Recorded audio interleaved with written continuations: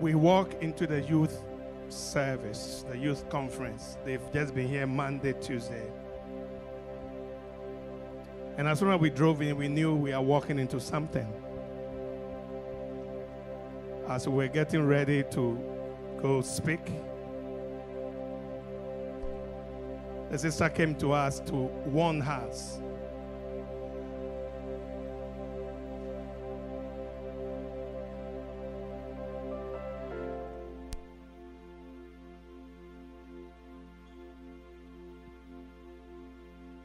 And she told us something, I think you should know, pastors, that something happened here last night.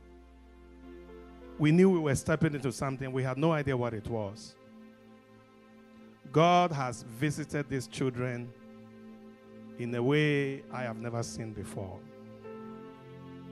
And what intrigued me is the burden that he placed on them. It wasn't burden for teenagers.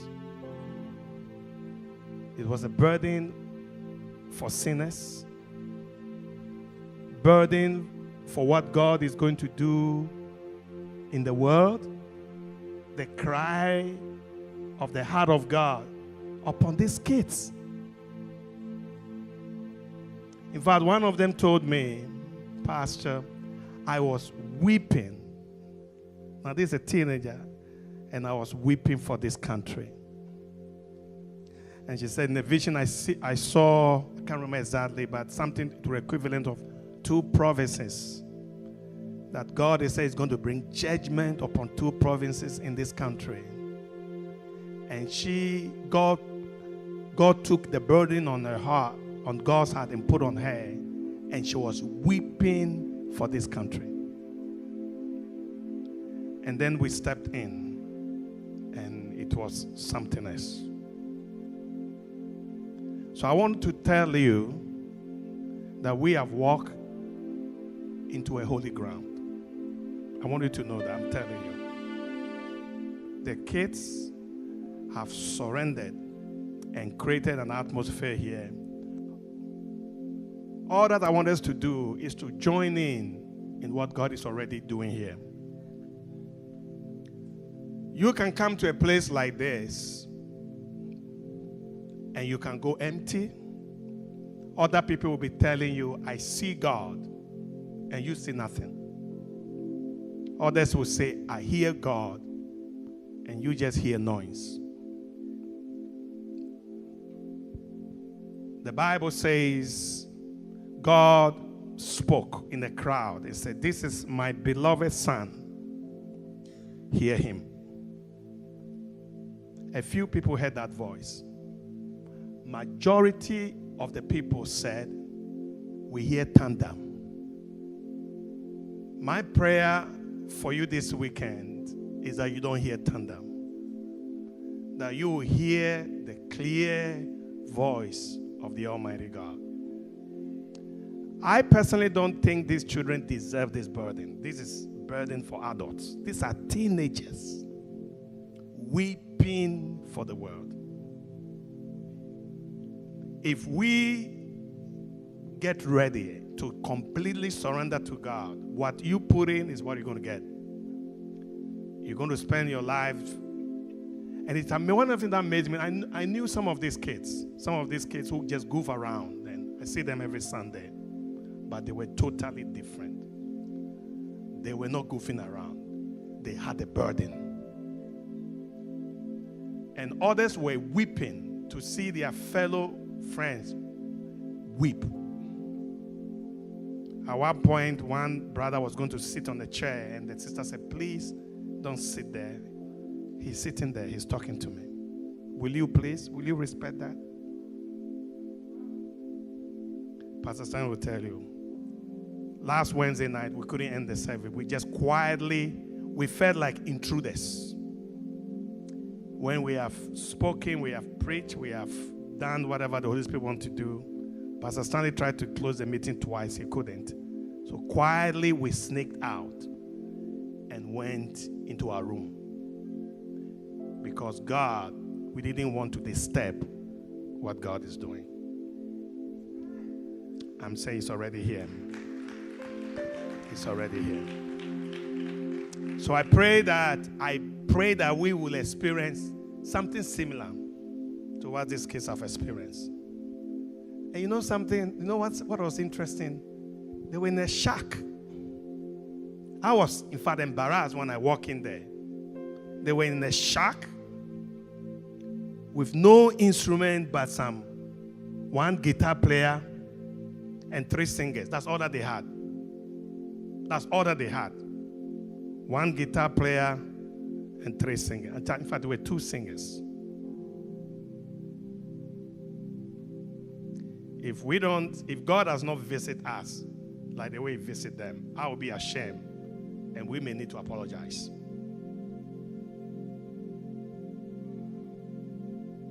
And I want to challenge you. God can only step into your life as much as you allow Him. And I know that He's already here. I don't know what you're going to do.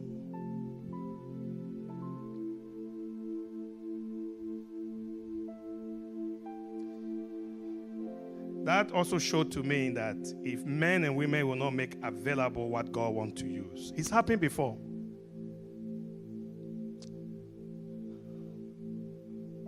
There was a boy called Samuel. Do you know he was a teenager?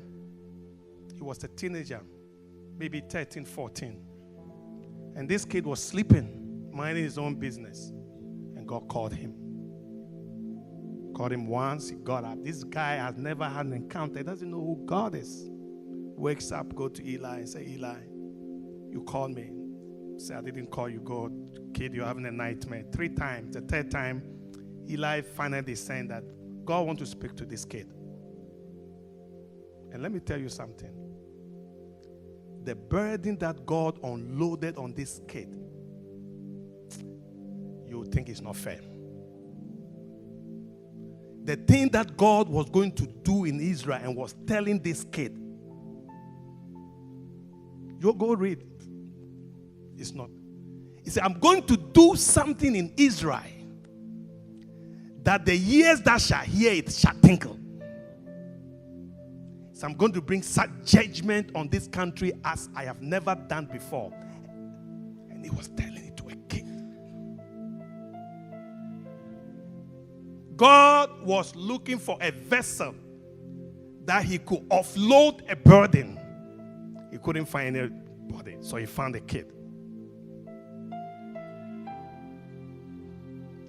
So in the morning, Eli goes to Samuel. He said, what did God say? And said, God said, there's a sin in your house.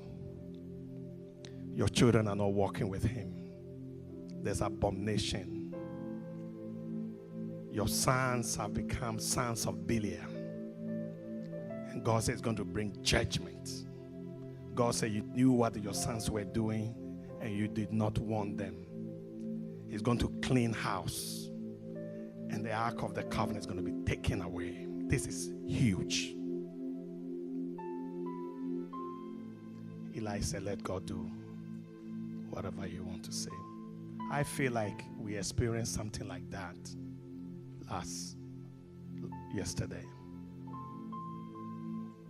God, I don't know whether you have a burden for this country, but God said the sin of this country has come to him. And there are 2 provinces.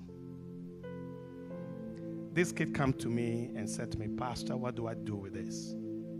I said, write them down and we will pray through it and ask God for mercy. A kid who doesn't even know how to study the Bible and is carrying the burden of this country on his shoulders. We need to rise up. We need to rise up. Ezekiel, I want to share something with you and then we're going to go into prayer. I feel the atmosphere is good for prayer. Ezekiel 37. The hand of the Lord came upon Ezekiel, something very similar. And he took him to a valley, a real valley. And in this valley, there were so many bones. So he took the prophet there and they stood at the edge of this valley. And he asked a question and he said to me, Son of man, can these bones live? He said, God, you know.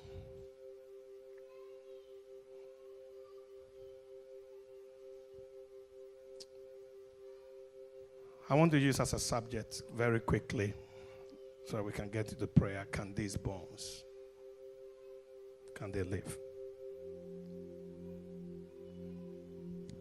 I took this message from 2 Fridays ago. Those of you at the Friday prayer meeting, there was a prophecy. And the prophecy was about Ezekiel 37. And God was saying, you want the dry bones to live again. Now, let me tell you. The things about dry bones is that it's very deceptive. When you get dry, very likely you can't tell that you are dry. When Ezekiel was taken to the valley, the army of God were not bones. They were dressed up. They were doing the usual thing. But God saw something else. So this is what I see of Israel. Israel is in the valley and they are dried. So today I want to create a picture for you very quickly as I see it, as the Holy Spirit leads me. I don't think I've ever preached on this very famous chapter in my life. But at this time, God wants me to challenge and get ourselves ready. Tonight, the opening night, to get ourselves ready to experience the breath of God. The ruach of God. The breath of God.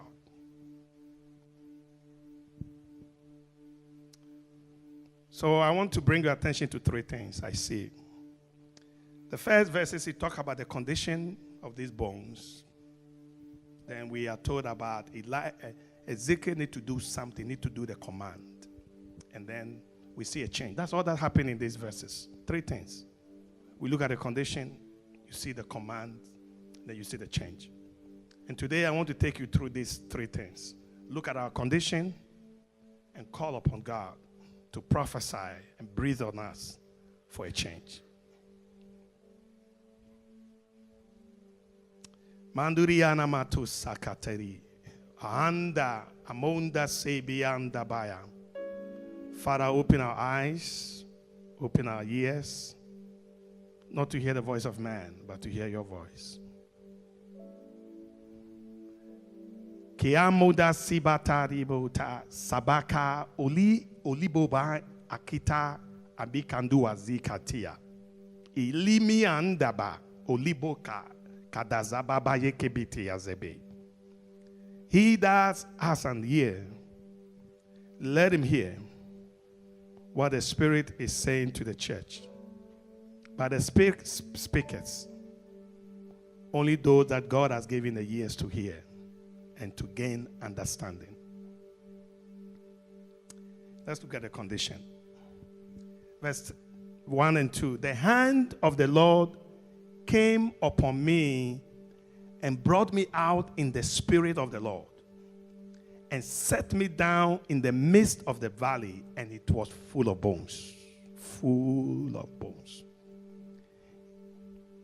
In other words, it wasn't just few bones. Majority of Israel were in this valley. Then he caused me to pass by, don't stop, please, around, and behold, there were very many in the open valley, and indeed they were very dry. I would love you to notice 3 things or 4 things about the conditions. First and foremost, it said the bones, they were dead.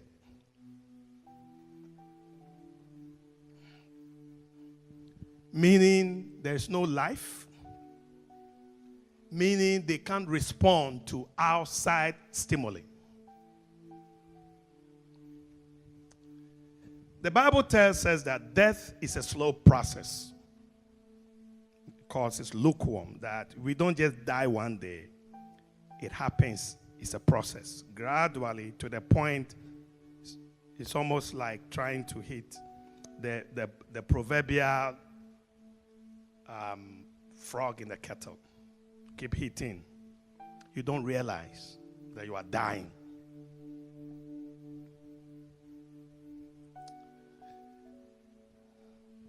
Like I said, it's not only a slope, death is not a slow process, it's also very deceptive. Majority of us, when we are dead, we don't even know we are dead. That's the dangerous part of it. In Revelation chapter 3, to the angel of the church in Sardis write, God is writing a church that is dead but doesn't know he's dead. These things say he who has the seven Spirit of God, the seven stars. I know your works, that you have a name, that you are alive, but you are dead. That's the deceptive part. See, it depends on what is your frame of reference. You think you are on fire. You may be on fire if your frame of reference is Iceland. You may think your prayer life is great if you are comparing to somebody who prays for 2-3 minutes. You may think you are great. Your frame of reference is deceptive. You need to come close to another fire, and then you will know how dead you are. He said, you have a name that you are alive, but you are dead. That's a deception. You may think you're okay. Israel thought they were okay, but the valley was full of bones, and they were dry. They were dead. That also means that they don't get excited about the things of God. I don't know how many of you were literally dragged here to come. Let's go to wait on the Lord 3 or 4 days. And some of you are fighting over rooms. Why am I not in the lodge? Why am I in the cabin? Are you serious? Are you really serious? My wife and I went on a retreat last week, and a sister provided a place for us in the Sunshine Coast. She said, well, this is not a 5-star hotel, but she was very apologetic. And when I got it, the place was great. I said, compared to where I came from, when I used to go on a 7-day fast in the forest, my only companions were mosquitoes. I say companions.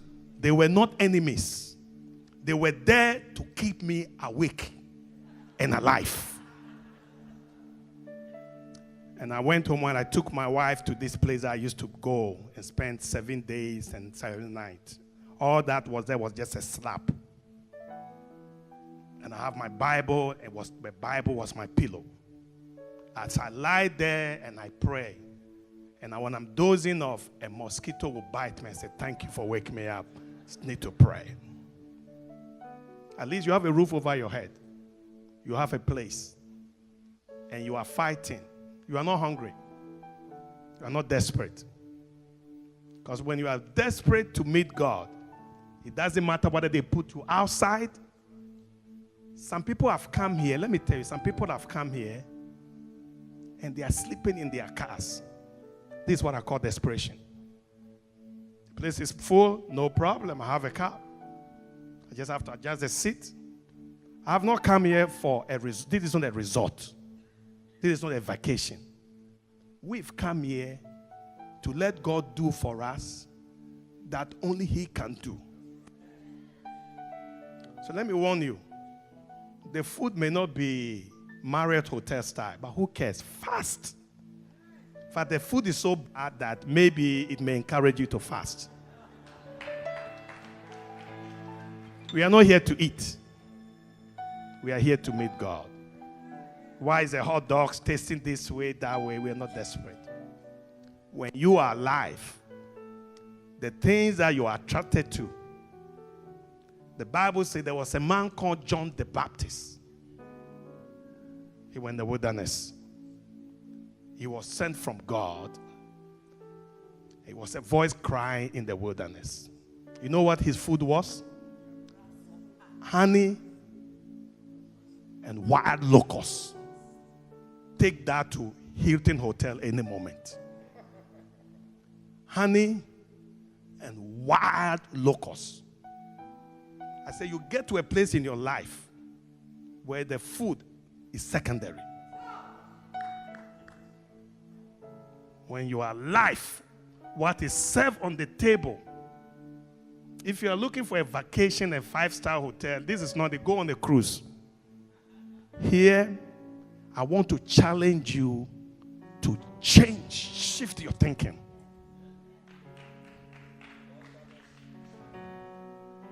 Why is my bed sheet not changed? Why is my towels not changed? Come with me to the forest. We need to get desperate. Because these kids, you know where they were sleeping? In a dormitory. They were not sleeping alone, in a dormitory.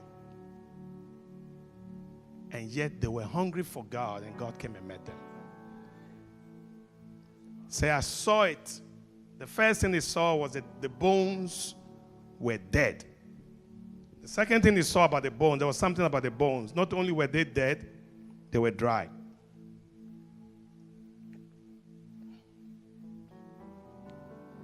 You know that there are bones that can die and still be moist. So this one, they were very dry. So I saw the bones. Not only was it dead, it was very dry. There was no flesh, no marrow, no moisture. And it's also a very dangerous place to be. A place of death is very deceptive, but the place of dryness is very dangerous. Because when it's dry, that means that there is no moisture, there is no breath, there is no freshness, there is no encounter. God has left there long time ago. And even most importantly, it becomes a place that the demonic like to play. You didn't hear me? Dry places, the Bible says, where the enemy, demons, love to play. Can I show you? Luke 11:24. When an unclean spirit goes out of a man, he goes through which places? Dry places, seeking rest. When your heart is encountered God, when the freshness, the presence of God is in your life, the enemy cannot rest there. He looked for dead, dry places where the presence of God is gone. That's what I'm saying. The danger is that it's in a habitation of the demonic. They look for dry places. So when you're a child of God and you are dry, you are inviting demonic influences. Because they look for dry places. When you are entering into the freshness of God, you see, it has become normal for believers to live in dry places in churches, and it's okay because everybody is dry. You are dry, I'm dry. We are all like dryers. It's normal. It doesn't bother us anymore. We wake up in the morning and we don't carry the glory of God.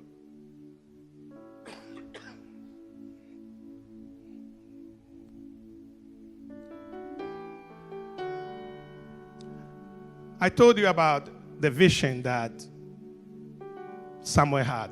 It occurred. The ark was stolen, was taken away. Things happened. And for many years, nobody cared that the ark of the covenant was gone. Life went on as usual. And that was the most dangerous place you could place the history of Israel. Between the time that God spoke to Samuel and the time that David came, the ark and nobody cared a hoot. The glory is gone. The presence is gone. God is not speaking anymore. God's voice. Nobody cared until David came. David said, "Are you kidding me? Where is the ark?" He says, "It's in somebody's house." I want to challenge you to start caring about God's presence. That when you are walking and living your life without carrying the glory and the presence of God, it should worry you. It should worry you that God is far away from you.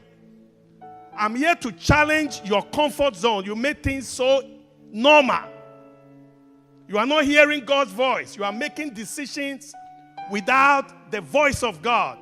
You are not working with the freshness. You know what I'm talking about? I'm talking about those days when you pray, you could feel that He has come to the room. And you don't leave your house without carrying that presence. Today is normal. The presence of God is supposed to be a normal Christian life. You are supposed to carry His presence every day with you. So I'm here to challenge your dryness, deafness, and say, come out from it. It's not normal for you to be dry and, God has not spoken to me. When was the last time you encountered Him and you knew He's in the room? That kid said, you can't sit on this chair. He's sitting there. Excuse me, can't sit, find another chair. I'm talking to him right now. Will you please? Wow. I've told you before, I used to know a woman like that. Carried the presence of God. When she walks out into a room and leave, you will know that she has been there. Because there's something that she leaves behind. That's normal. The Bible says in those days, that's the way it began 1 Samuel chapter 2. The voice of the Lord was rare. And there was no open vision. In other words, nobody was encountering God, and it was normal until God spoke to Samuel. The glory. Moses has experienced the glory. So when God told him, my presence will not go with you, that was non-negotiable. God told Moses, I will not go with you. My presence will not go with you, but I will send an angel. He said, no. If your presence is not going with us, we're not going anywhere. Is that your attitude? But you're going in places without His presence. We don't want an angel. Moses said, I have tested it. I have seen His glory. I know what I want. We're not going. It was dead. It was dry. It was defeated. Say, I saw the bones.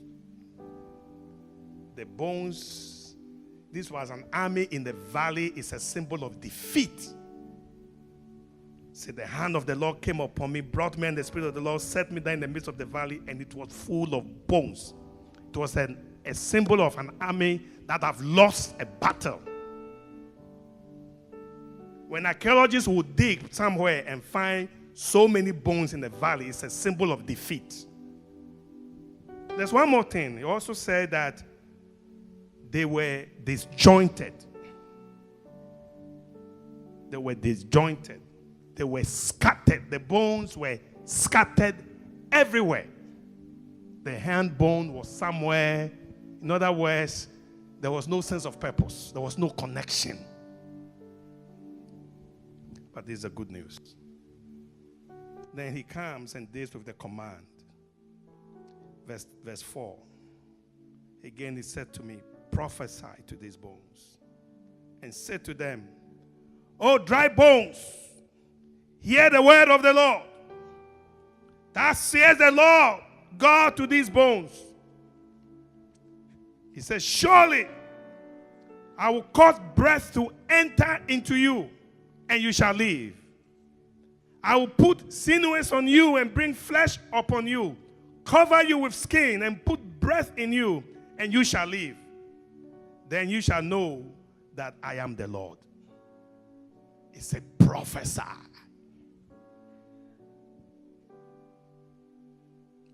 We are here to prophesy. What does it mean to prophesy?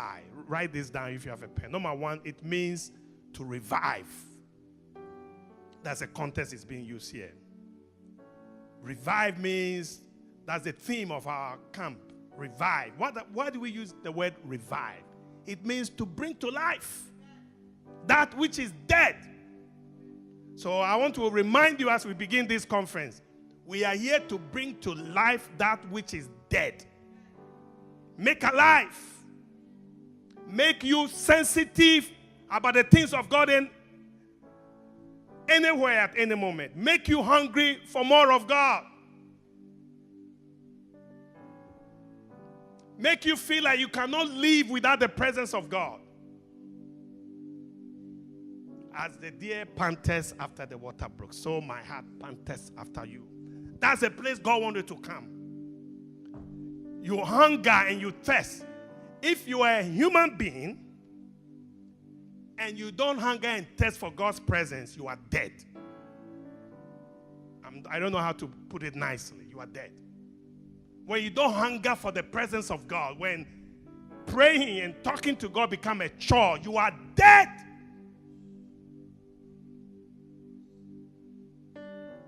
Because the way God created your heart, He created your heart to yearn after Him.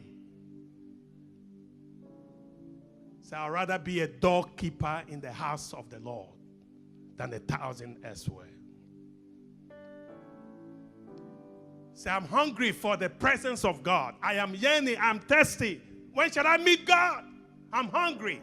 That's a life that is revived.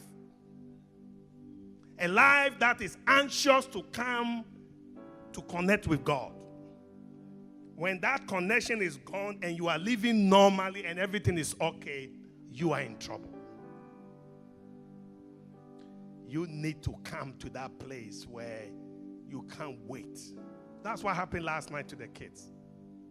Even the leaders tried. Torrell tried. They couldn't stop it.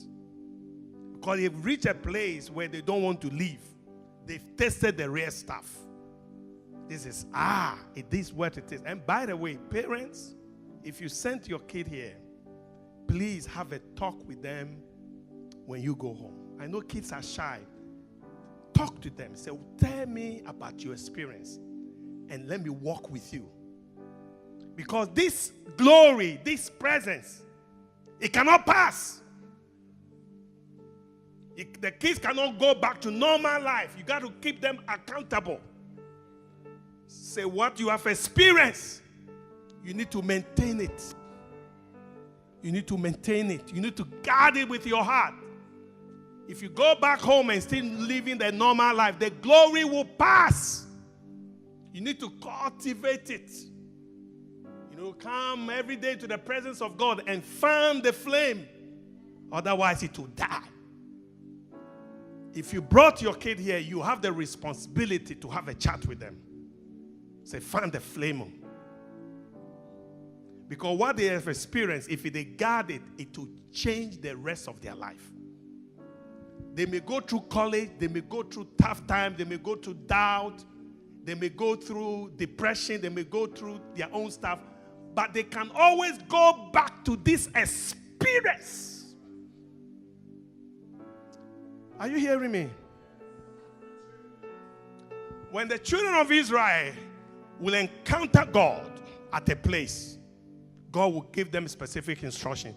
Build an altar. What's the point? 2 reasons. So that you don't forget this experience. So that you can always go back and remember. There are times when you may go through your own issues that you need to remember Bethel. Bethel. This is where I met the Lord. Bethel. And Abraham and Jacob and Isaac, they always come back to the place. Number 2, it's for posterity, for the next generation, so that you will tell them, we met the Lord here. When they shall ask you, God said, what is this altar for? This is where Jacob encountered an angel, and all night he wrestled.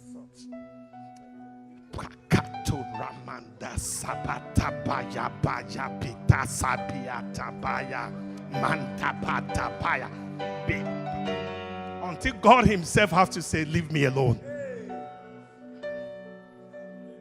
Let you go. This type of hunger is the normal. It's normal for you to be hungry with God so much. You shut your door. Sorry, I can't talk to anybody right now. My heart is being drawn. Like I told you, death is a slow. When you find yourself getting busy and not talking to God, you are dying. Stop! And shut yourself.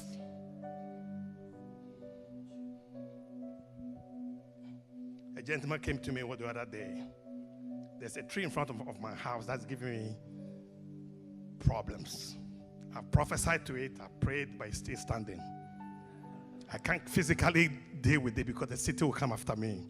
So I'm trying to deal with this spiritually. So finally, I thought I saw something. So I brought the tree guy and said, this tree is dying. Anybody that works in the tree industry, they love trees. So they don't want to cut. So he came to me and looked at the trees, takes a few back, went through about half an hour. He said, yes, you are right, this tree is dying. But it's going to take another 30 years. He thought that was good news for me. I said, I have good news for you. The tree is dying, but you will die before the tree dies. What's the point? Death is very slow. God told Kimanda kan de sabaturi ulia amma tukabasaya. He told Adam, the day that you shall eat of this tree, you will die. You know how many years it took Adam to die? Over 700 years. You need to know the moment death, you experience death various. You should know. You need to know when you are dying slowly. How you are feeling normally. Get up in the morning, not meeting God. Some of you, when was the last time you encountered the holy presence of God? You don't care, it's normal. I'm here to challenge you. It is abnormal. God cannot find you so he can talk to you. So he's talking to children. Because the children's hearts are ready. God wants to tell you something, but you are not there. You are too dry to hear. You are dead to hear his presence. So you find children and you will speak to children. I pray that something will shift. Honestly, Pastor Stanley will tell you, we walked out of the shack and I was ashamed. And I called Torrin and apologized. I told him, I want to apologize to you. We haven't put in as much as we should in this conference. I apologize. The sound system was awful. They had some sound system like that with some, and the things were coming out of the monitor, and God was there.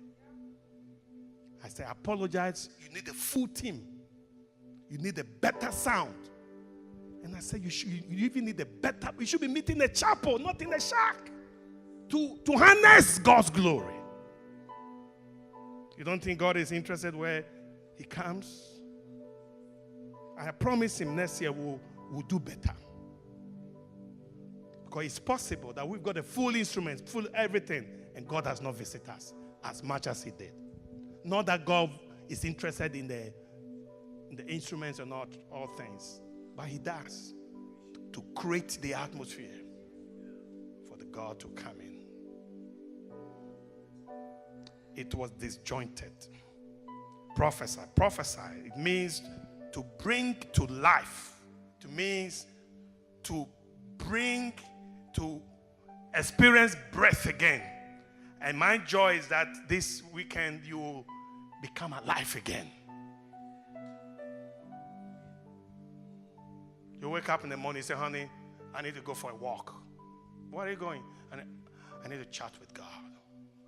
Chat with God. You need to do that. Go for a walk to just talk to God.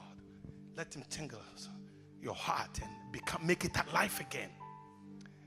Some of you may not even have experienced it whatsoever. You have become a Christian. You don't know what the presence of God feels like. It's okay. You need to say, God, this weekend, I need to experience it. You may need to wake up in the middle of your cabin or your room and go into the chapel or come here all by yourself and kneel here and say, God, I don't know what Pastor Sam is talking about, but I want to experience it. You need to be like Moses and say, show me your glory. Show me your glory. I want to see your glory. I'm hungry for your glory. Because you know what? That is the only place that you feel fulfilled. Because God created your heart for glory, for his presence. This heart thing will always be feeling emptiness and the sense of dissatisfaction. David said, the birds have found their home, the sparrows have found their home, the animals have found their home. Your home is in the presence of God. To revive. It also means to release. Release from defeat. Prophesy, let them come out of the valley. Prophesy means come out from the oppression, come out from the damages, come out from the dryness, come out from this way of life. Come out! It's not enough to tell the dry bones to become alive. They need to come out from the valley. Because valley is a symbol of defeat. Revive also means to restore. It means that you need to go back to the place that God has assigned for you. You are an army, you are a soldier, you are meant for battle. Get out! Get out in the valley and get to the field and fight. Prophesy! So that's the three missions for you. To become revived, to be released, and to be restored to what God has called you to do. Until the army of God comes back. And he prophesied, and this is how I want to finish, if that's okay. I need to finish so we can pray. Begin to experience the change. Verse 7 says, so I prophesied as I was commanded. And as I prophesied, there was a noise. Where is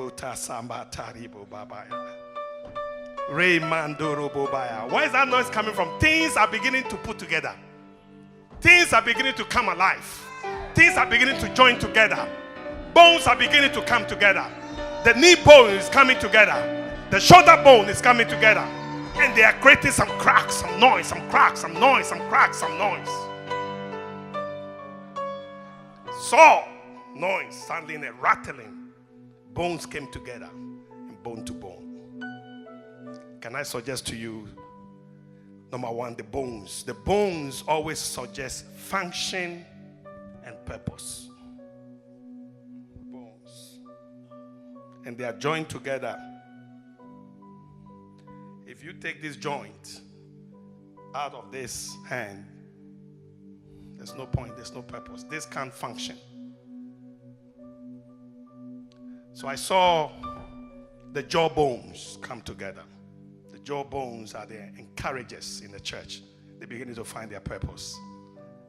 They're beginning to talk again. They're beginning to speak again. They're beginning to encourage others again. Then I see the knee bones. Katibo Rabaya. The prayer warriors are beginning to find their place. The knee bones all of a sudden is not dry and dead anymore.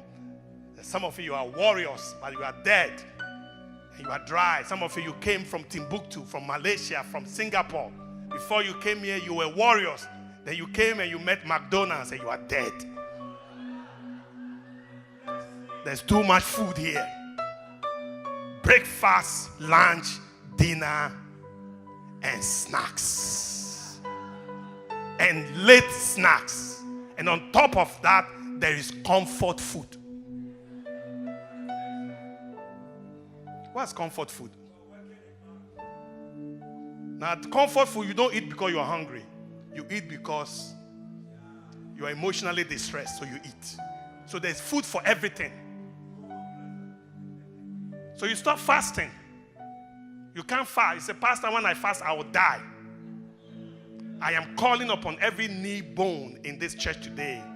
I prophesy to you, come alive! Come alive! May every knee bone come alive! I command every knee to be joined to the right places and start functioning again. Start praying again. Start calling upon God again.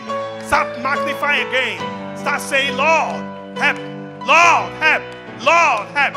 Help this country. Lord, help. Help these places. Because the generation that just passed, when they prayed, They pray for the burden of the Lord. They don't pray, give me, give me, give me. I am telling you, when we went to the forest to pray, we're not praying for God to give us a new car. We say, God, revive us again. God, bring your glory. Show us your glory. Manifest your presence. Visit this country. Visit this continent. God, bring salvation. Father, cast away the demons. Set men and women free. You carry the burden of the Lord. When your heart is ready, God will take the burden on his heart and he'll put it upon you. Where are the knee bones? Rise up. Prophesy unto you. Become alive again. I see the finger bones, the helpers in the church, the one that touch lives, the one that sees a need. All of a sudden, this hands was scattered. It was there. The wrist was somewhere, but the noise came rushing, joined together. And I prophesy to you, may every finger become alive again. May you find your purpose and your destiny and start helping once again.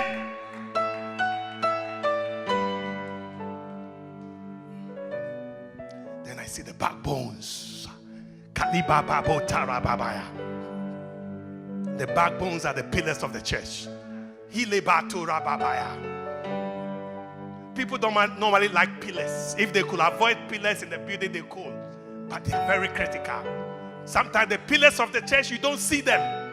Sometimes they are hidden, or maybe we color them or we hide them behind drywall. But they are holding the building. The backbone. Take your place. Where are the backbones of the church? Take your place. I prophesy to you. Take your place. May flesh come upon you. May fresh water come upon you. May you find your joint and be placed in the right place where you belong. The backbone has been distracted. There are so many distractions in this society. You come in here and you, like Moses, sometimes life happens. And you settle and you marry and you have kids and live in a condo and you are comfortable. I'm telling you, Moses was very, very comfortable. It took a burning bush to wake him up. May your bush begin to burn tonight.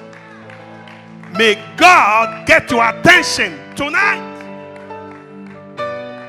Can I ask you something? What do you live for? What do you live for? God has created you for an assignment. If you are the backbone, rise up and find your joint and carry the church. Oh, Pastor, before I came here, I used to be on fire. I used to pray.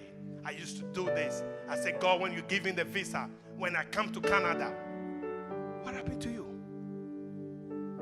You got married, you got work, you had kids, now you have mortgage to pay, and you have become dry. Where are the backbones? Where are the backbones? Backbones. Then I see the shoulder bones. They carry the weight. They carry the weight of others.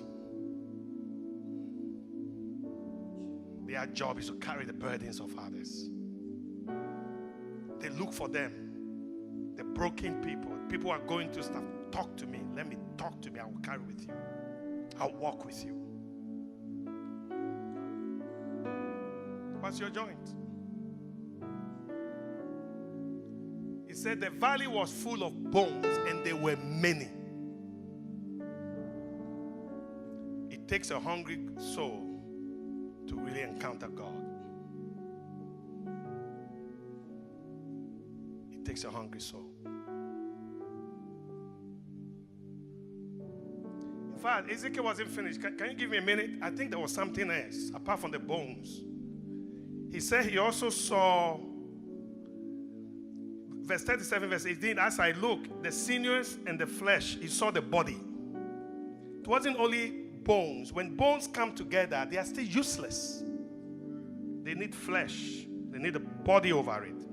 See, then I looked, and the sinews and the flesh came upon them, and the skin covered them. You need the skin to cover the dry bones. Can I show you something God showed me? Is that okay? When you see bones lying there, you can't tell whether it's a female or male until the flesh comes upon it. It's a symbol of identity. The flesh side is when the bones actually takes its true identity. Whether it's male or female in the physical sense, the spiritual sense, when he takes your authority in Jesus Christ. This is what separates you from others. The flesh, the body. When the flesh is not there, they cannot tell whether it is you. They may have to do a DNA, take the bones and test it. But when they see your flesh, they can say this is Sam. The flesh identifies you. Put the flesh upon it. I wish I could tell you that was the end of it. But a bone with a flesh on it is still dead. When God created Adam, Adam was still dead until breath. That's the final one. Things came together, but God told Ezekiel, indeed, as I looked, the sinews and the flesh came upon them, and the skin covered them up, but there was no breath. In other words, it's not enough to have flesh. You still need the breath, the ruach of God, the breath of God, the Spirit of God. Because it's that spirit that you need to fulfill that purpose, to fulfill that dream. Are you hearing me? Without that spirit, this jawbone cannot function. You need the Spirit. So I'm going to conclude with this verse John 20. So Jesus said to them, peace be unto you. As the Father has sent me, I also send you. I give you purpose. But purpose without Spirit is dead. It's I give you mission and assignment. Immediately he breathed on them. It is the breath that brings you alive. It's the breath. That's why Jesus said, you shall receive power, and then you shall be my witnesses. We need the breath of God. Theo, come with me, come with me. Where is that song? That song. Talk about the breath and the bones. Where are you? Where's Theo? You know the song I'm thinking? It's your breath. It's my life. That's not my purpose. I'm going to stay in my lane. That's not my purpose. You stay in your lane. I see the jawbones coming together. Let the jawbones sing. I need to stand on your feet and begin to pray. Begin to pray. Say, breath of God, breath of God, breath of God, breath of God. In a moment before we close, we're going to prophesy on one another. But right now, say, breath of God. Breath of God. We open.